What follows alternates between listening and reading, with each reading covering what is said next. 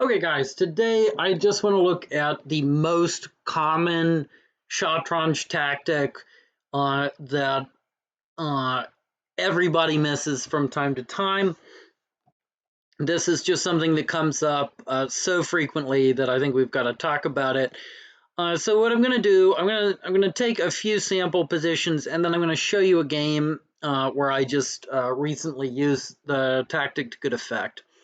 Okay, so the for the first one, I'm just pulling up. This is a position from a game that I played. Pretty sure I had the white pieces in this game against Rickard. I think that that's what this is from. I've just kind of been saving these positions to put into my Anki Tactics trainer, so which is a really cool new uh, product here that I've come out with. I'm beta testing it right now. Anybody who wants a free copy, just send me a message on chess.com. My username there is Jonathan Hilton. So yeah, you can see right here in this position, black has played pawn to c5. So just putting the pawns up in the center. And this is the tactic that everybody misses. So when black pushes pawn to c5, and it's usually black playing pawn to c5, although sometimes the colors are flipped, uh, white will have an elephant either on e3 here or on a3, and it's targeting this pawn on c5. Black, meanwhile, is defending it with just a pawn and the knight. So what do we do as white? Well, we play this elephant up to the b5 square. We're menacing this knight. It has to move away, say to b8. And then white can swoop in, play d takes c, b takes c, and then elephant takes on c5. Okay? So I'm starting with a really basic one. I know I'm not moving the pieces. I want you to visualize it with me. But this is the sequence. Black plays pawn to c5. White plays elephant to b5. This knight has to move away. And then the pawn on c5 just drops. D takes c, b takes c, and then elephant takes c5. Okay, this one was super simple. Now, we're going to get into a slight wrinkle. This is the situation that comes up again. Same thing, but let's say that this knight isn't here where it can just be threatened by the elephant. So we're going to just move the knight on e7 anywhere. And let's put the black king on c7. Okay, why is this important? Well, if we change up just those two pieces, when white puts the elephant here on c5 and has the other elephant here on b5, the black king can step up to c6 or maybe even to b6 if black's already played b takes c5 and fork these two elephants, okay? Basically, the king is going to walk up the board. So there are a couple of different reactions when that black king starts walking up the board to take those elephants. And we're going to get into some interesting lines, and in the sample game I show, I'm going to show how you, with the white pieces, can exploit that king walk up to try to take your elephants. So let's go ahead and exit out of this position. I'll show you another position. This one did come up in a game between me and Rickard. Same deal, but this time the colors are flipped.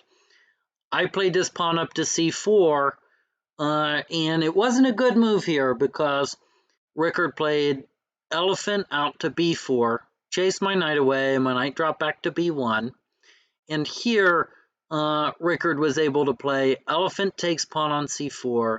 I played b takes elephant on c4, and then black played his Furzan in and took the pawn on c4.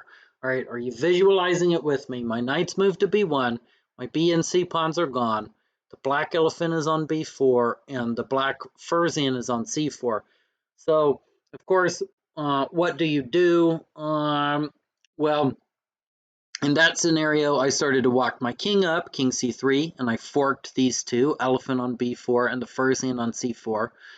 And in the game, what happened was at that moment, Rickard sacrificed his Furzan for my white elephant on d3. He played f takes d3. I played king takes d3.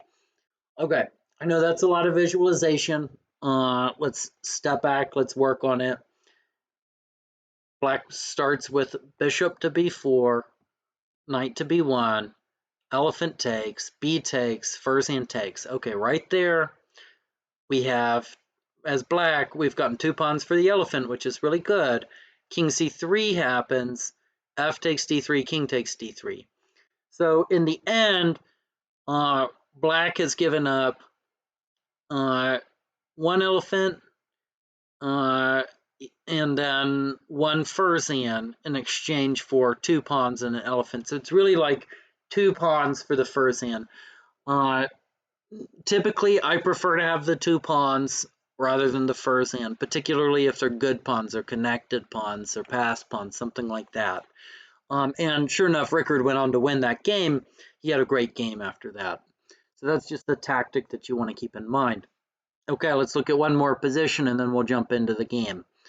So this is another position.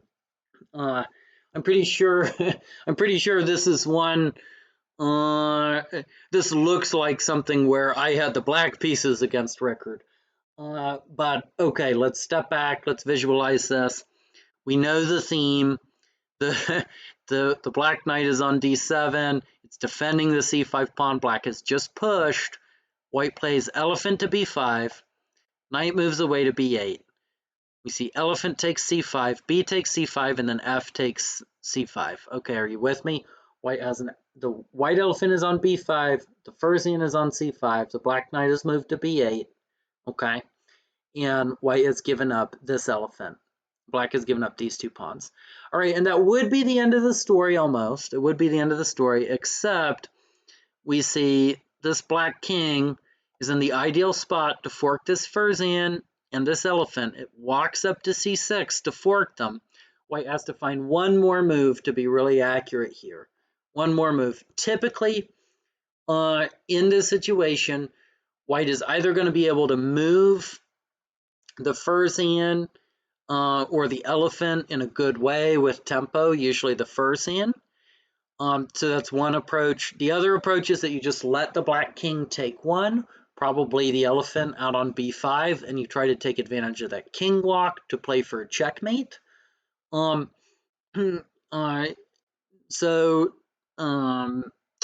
those are like usually the 2 big approaches. Here, if we're visualizing this, let's do it again. Bishop to b5, knight to b8, bishop takes c5, b takes c5, f takes c5, king c6. White can play f to d6. And after f d6, we're hitting the knight on e7. The knight on e7 has to move away, and then white just saves the elephant. And so that just leaves white with an absolutely crushing position. He has the fursan on d6, and he's won material. He's won the 2 pawns for the elephant. Okay, let's see this in action in a real game. This is a blitz game that I just played. I had the white pieces. I start with a typical 4 pawns. Black comes up to f5 here, a little unorthodox, and I sensed that it might be a weakness. So when I was thinking about how to organize my game, I'm still trying to decide exactly how I want to play, but I thought, let's keep my options open. I play d4. I want to just tickle the pawn on f5 a little bit, see what it is black does, how black structures the defense. I see the pawn coming out to g6. This is making me think that the dark squares are a little bit weak, so I decided to organize my game around the idea of h3 and g4, with the idea that I'm putting pressure on the f5 point, and if f takes, I have h takes, and I might be able to come into g5 and just fix these 2 pawns. So that was my idea, and so I decided to organize my opening around that. I play b3, trying to think about how to get this rook over if I know I'm going to open up the fursan side. Knight bd7, h3, d5. I decide that, now is the time I'm going to play g4. I thought if I don't play g4 now, maybe black's going to play elephant up and just try to blockade it. So I thought, okay, now or never, I'm going to do it. G4, f takes, h takes, e6, And I want to be careful here. I don't want to just play a normal developing move and allow pawn to e5, trying to get some space for black, getting his first hand up. So I play g5 right away. I try to fix the structure. Knight h5. I know I'm going to have to play pawn to f4, and then the knight is going to be right there training with the bishop to bear down on it. So this is a really good move by black. Knight h5. I play f4 anyway. I know I need to do it. Elephant comes to d6. Black's threatening to take. So I played knight e2. King c7. I want to take advantage of the e5 square, so I come knight d2, bishop a6, and knight f3. So I've organized my pieces in a good way. The only thing I kind of have to worry about is this f4 pawn. Black is probably going to play like rook over and then first hand back to just try to hit this. But my idea is pretty simple. I can hold it with rook h4, and I can also support it with his first hand. So I think I'm going to be able to overprotect my h4 point, and I'm not too worried about it. So black plays b6. Okay, do you feel it coming? Black is trying to play pawn to c5, okay? When you see this happen, alarm bells should go off. I'm looking at the structure, and I say to myself, black is thinking about playing pawn to c5. How do I set the tactic up? Well, you start with bishop a3. And at the time I thought, okay, I'm just totally preventing the move pawn to c5. I didn't think black would go for it because I have the tactic. But black does. Black goes straight into c5. So if black still wants to play for c5, of course he needs to prepare it. He needs to play like rook over and then king b7 and then try to do it. But in that amount of time, I'll be able to further my progress over here, probably get this knight into e5. Maybe I'm even retaking d-takes so that c5 doesn't hit anything. Hard to tell. I don't know. But black plays pawn to c5, so this is the tactic. Here's the sequence. D-takes. And it's fine if I want to play bishop first. So this is just an important nuance, right? So if you play d-takes, and first in your move order, when you're doing the calculations for this, if you play d takes first, then after b takes, bishop b5, you always have to remember the knight can come to b6. Here I didn't think it was a problem, and you'll see why in the game. So I decided that I would lead with d takes because I think it's a little more forcing in terms of, this is threatened, this elephant, so I think black really does have to play takes. Now, if I lead with bishop to b5, okay, this knight's either going to have to go to f8 or b8. b8 coming out to c6 is possible. So d takes. Here it's possible maybe black's best move is just like some sort of sack. Maybe I play e takes f.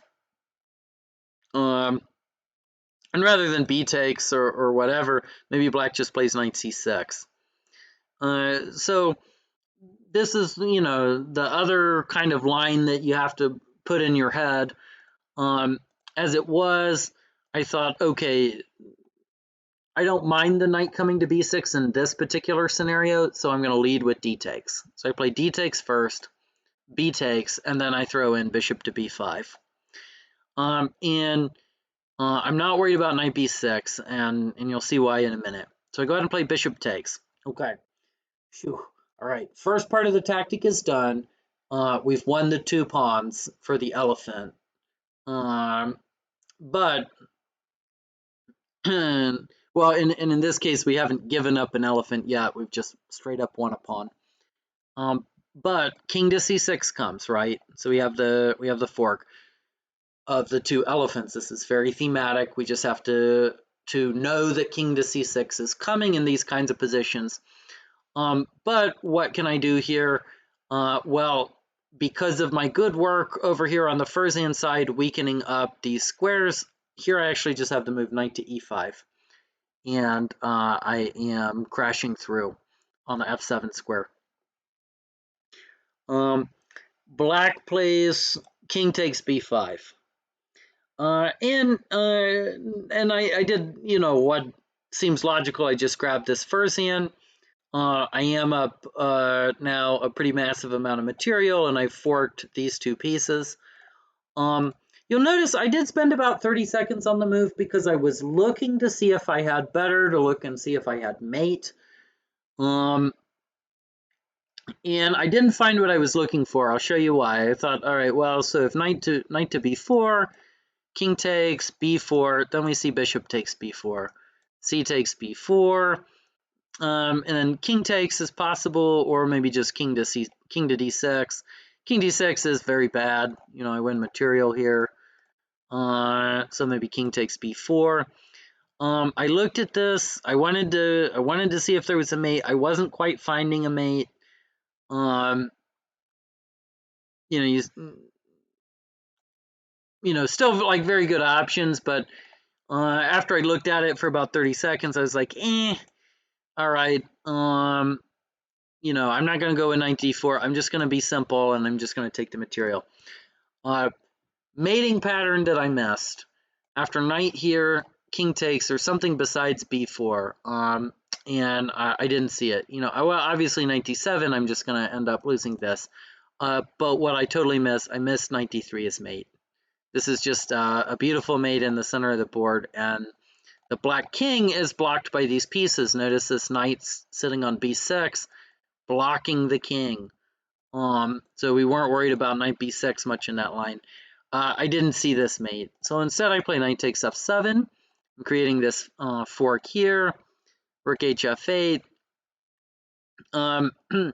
Since the rook is coming over to this square, this gives me another tactical opportunity. I play knight d4 check, and the idea is if king takes c5, then now I have knight takes e6, and I'm going to win the rook this way. So knight d4 check is very strong. King comes out to the side.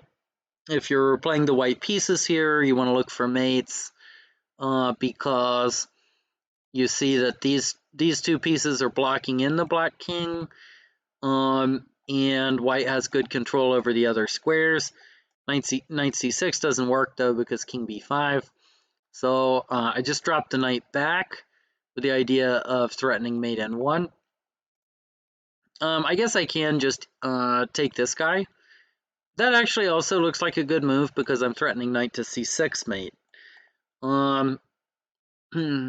So yeah, definitely don't have a problem with that from white's point of view. I felt like, you know, taking this way, it felt like the knight was maybe getting trapped in some line, although that's probably just a hallucination. So yeah, I probably could take that guy. But instead I play knight to e5. I'm playing for this mate. Black has to do something, so he plays knight to c8. And here, though, I have pawn to b4. And then after king b6, I play knight d7. And black resigned because he's losing the rook. Taking this way is possible. Although, you know, this doesn't look pretty for black. I mean, there's ideas, for instance, like taking here, and then I can simply recapture. I can also just recapture this way, and play rook to b1 check here, and if king takes, then I play knight d7 and I pick up the rook. You know, if the king goes back this way, looks like I have check, check, rook b4 as mate because the elephant controls a3. So rook b1. If king here, then I think just fd2 as mate. So basically after b4, you know, takes looks like these lines are all pretty much leading to mate. Maybe there's some way to get out of the forced checkmate. It's probably something like king to a4, although after knight ec6, with the idea of just here, with the elephant covering this square, looks like it's going to be mate.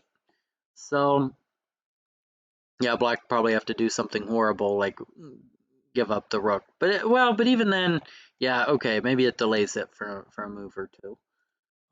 Double rook sacrifice, but okay. So the kind of the moral of this story, this is the tactic that we all want to be thinking about. This comes up so often. Um, every Shatranj World Tournament, this tactic is going to come up at least once for somebody in the tournament, where somebody's playing a premature c5, and it's just good strategy to know that in these positions, with these three pieces here, usually as white you can prevent the move pawn to c5 by playing bishop to a3.